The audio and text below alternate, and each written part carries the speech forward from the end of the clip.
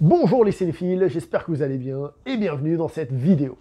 Pour nous les cinéphiles, forcément, le cinéma, ça fait partie un peu de nos habitudes. On se sert parfois de certains films pour nous dépayser, pour nous faire voyager, pour nous sortir de notre quotidien, parfois pour se sentir compris, parfois pour se défouler. Bref, le cinéma a une certaine importance. Dans cette vidéo, j'ai décidé de prendre 7 répliques de films que j'aime bien et qui peuvent nous aider parfois quand on a un petit peu de mal dans la vie, pour différentes raisons, dans différentes situations, à aller de l'avant. Alors c'est parti! La première réplique nous vient de 2005 et du film de Christopher Nolan, Batman Begins, une phrase que j'avais déjà lue auparavant dans des livres évidemment, mais qui, grâce à ce film, a été connue de tout le public, et la phrase, qu'est-ce qu'elle dit? J'ai échoué. Pourquoi tombons-nous, monsieur? C'est pour mieux apprendre à nous relever. Présentée telle quelle dans le film avec ses enjeux qui poussent justement à se surpasser, à se relever, je trouve que c'est une phrase qui peut servir dans la vie de tout le monde et de tous les jours. Donc parfois, quand ça va pas, quand on a un échec, il faut se rappeler Batman Begins et il faut se rappeler cette petite phrase que si nous tombons, c'est pour apprendre de nos erreurs et continuer à avancer. Il me semble que c'est Thomas Edison, le fameux chercheur, quand il essayait de créer une ampoule, il avait plein d'échecs. Un jour, on lui a demandé ça fait quoi d'avoir autant raté, et il a dit je n'ai pas fait vraiment des échecs, tout ce que j'ai appris c'est comment il ne fallait pas faire et qu'il fallait trouver une autre façon de faire. Donc voilà, Batman Begins, on applique. Pour la deuxième réplique, on part loin dans le temps et on va vraiment dans un autre pays, puisqu'on va en 1954 au Japon, un film d'Akira Kurosawa, Les 7 Samouraïs. Attention, elle est bien celle-là. Les gens se préoccupent de leur barbe alors que leur tête ne tient qu'à un fil. J'adore cette réplique, parce qu'elle nous rappelle qu'il faut se centrer sur les choses importantes. J'aime bien l'idée, on se préoccupe de la barbe, alors que la tête, elle peut y passer. Se concentrer sur les détails qui peuvent être importants à certains moments pour meubler, mais parfois il faut revenir au basique, revenir à ce qui est réellement important, revenir à ce qui nous touche réellement, et parfois laisser couler certains détails qui n'ont aucune importance. Par exemple, je vois souvent sur la chaîne ou ailleurs, en ce qui concerne le cinéma, des gens qui viennent dire « Ah zut, ce film il a été repoussé, et puis ça m'énerve, et puis si... » On s'en fout finalement, pas grave, il sortira quand même, et puis il y a d'autres films à voir.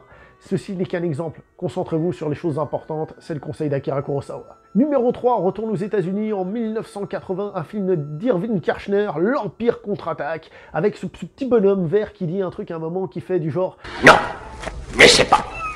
Fais-le. Ou ne le fais pas.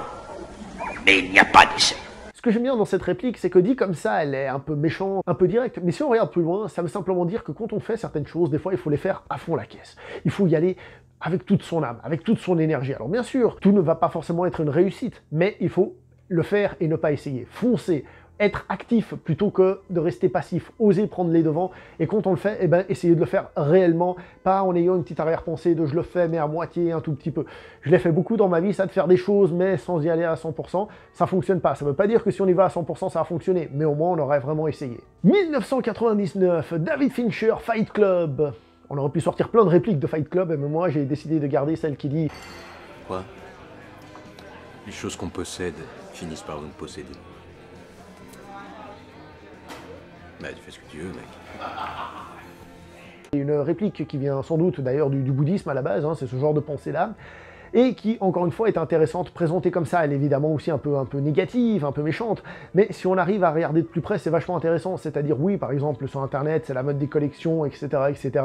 Oui, la réussite matérielle, l'argent et compagnie, mais que finalement, ce qui est important, encore une fois, là-dedans, c'est d'aller plus loin et de ne pas se sentir enfermé par ces choses-là. Posséder, par exemple, un comic book qui vaut très cher, c'est très bien, mais après, est-ce que l'on le possède réellement? Est-ce qu'on a le droit de le lire? On va risquer de le déchirer, etc., etc.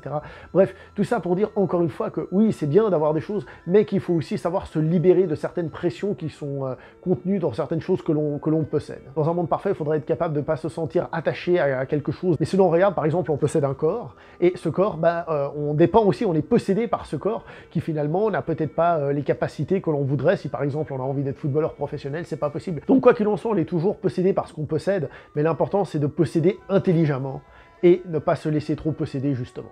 Bon, je suis d'accord avec vous, tout ça, ça fait un petit peu pseudo-intellectuel de seconde zone, donc on va attaquer le vrai intellectuel, puisque cette fois-ci on va en 2008 pour le film Don't Mess with the Zohan, donc rien que pour vos cheveux, réalisé par monsieur Denis Degan. Alors, petite précision avant de vous donner la réplique, ça s'applique autant aux hommes qu'aux femmes. Et cette réplique, qu'est-ce qu'elle dit? Elle dit « Écoute ta bite ». Je vous ai dit qu'on allait rentrer dans la profondeur intellectuelle. Alors, Il faut d'abord replacer cette phrase dans son contexte, hein, c'est le personnage qui est une espèce de James Bond un peu foufou, qui évidemment a souvent des relations sexuelles, et au bout d'un moment il se rend compte que l'appareil il se met plus au garde à vous, tout le temps, jusqu'à ce qu'il rencontre une certaine femme, et là il se dit tiens, ça se met au garde à vous, et lui il se pose des questions, est-ce que ça veut dire que c'est la femme de ma vie? Et là la personne qui l'écoute, c'est une dame, elle se rapproche de lui, elle lui fait en anglais.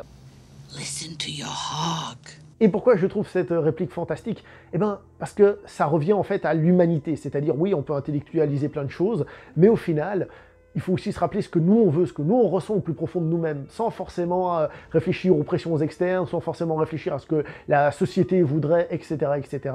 Alors évidemment, si vous avez envie de tuer votre voisin, on va éviter quand même, hein, on va quand même rester dans le cadre de la loi, mais que parfois ce qu'il faut c'est se faire plaisir à soi, écouter ce que l'on ressent au fond de nous-mêmes.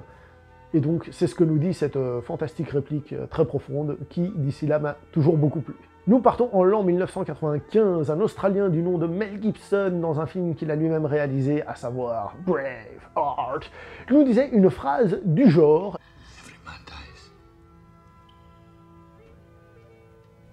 Not every man really lives. » Ce qui nous rapproche de la réplique précédente de Maître Yoda, ou encore même de celle de Don't Mess with the Zohan, c'est-à-dire parfois il faut oser faire les choses, et pas juste attendre, patienter, ou ne pas oser faire les choses. Prendre la vie à bras-le-corps et profiter de ce qui nous est donné. Et voilà, foncer, prendre les opportunités. Et la petite dernière nous vient de 2002, Sam Raimi, Spider-Man. Ne l'oublie pas, un grand pouvoir implique de grandes responsabilités. Alors, il faut relativiser. Un grand pouvoir, oui, mais en fait, tout pouvoir. Un plus petit pouvoir, plus petite responsabilité, mais pouvoir quand même, responsabilité quand même. Parce que nous avons des rôles à jouer, nous avons une importance. Peut-être qu'on ne s'en rend pas compte, mais notre présence, par exemple, si on dit des mots méchants, ça peut blesser certaines personnes, etc., etc. Si on est quelqu'un qui dirige un pays, et ben là, on a des grandes responsabilités. Si on a le pouvoir de voler et de sauver les gens, on a une responsabilité, etc., etc. Je pense que cette phrase résonne beaucoup dans la vie des gens, déjà parce que je pense qu'ils se considèrent plutôt comme ayant de grandes responsabilités, et donc comme ayant une grande importance. Et c'est le cas. J'allais dire, même si c'est pas le cas, c'est le cas quand même, parce que chacun a déjà l'importance de sa propre vie, et donc la responsabilité de sa propre vie. Déjà pour commencer, et à partir de là, aussi, la responsabilité des gens qui l'entourent, déjà rien qu'au niveau humain, et ensuite plus loin. Ce qu'il y a de bien avec cette réplique, c'est qu'elle date du comic book d'origine, bien qu'elle n'était pas citée par un personnage, et que le film a popularisé, et que de nos jours, on peut la prendre comme une espèce de... Je sais pas si c'est un mantra, j'ai pas ces phrases-là, mais on pourrait la considérer comme une espèce de devise de vie, pour se dire qu'il faut faire attention aux autres, et je dirais même essayer d'avoir un grand pouvoir d'une certaine manière pour pouvoir l'appliquer correctement avec de grandes responsabilités. Donc voilà, cette réplique, parce que 7 c'est le chiffre porte-bonheur, non, rien à voir, c'est juste parce que ce sont les seules répliques auxquelles j'ai pensé. L'important n'est pas là, l'important c'est que parfois, quand on n'est pas au sommet de sa forme et tout, de se rappeler qu'il y a des gens qui peuvent nous écouter, et même s'il y a personne qui nous écoute, il y a quand même, on va dire, des œuvres qui peuvent nous parler, parce qu'elles représentent une certaine façon de concevoir la vie, avec laquelle on peut se sentir concerné, compris d'une certaine manière, et qu'il ne faut pas se laisser tomber, et que le cinéma, ça nous aide aussi à grandir et à aller de l'avant. On tombe pour apprendre à se relever, parce qu'on écoute notre machin, parce qu'on aime vivre la vie, et parce qu'on ne se préoccupe pas des futilités, et parce que quand on essaye quelque chose, on n'essaye pas, on le fait, par exemple. Merci à vous d'avoir regardé cette vidéo, on se voit prochainement pour une prochaine vidéo, portez-vous bien, ciao.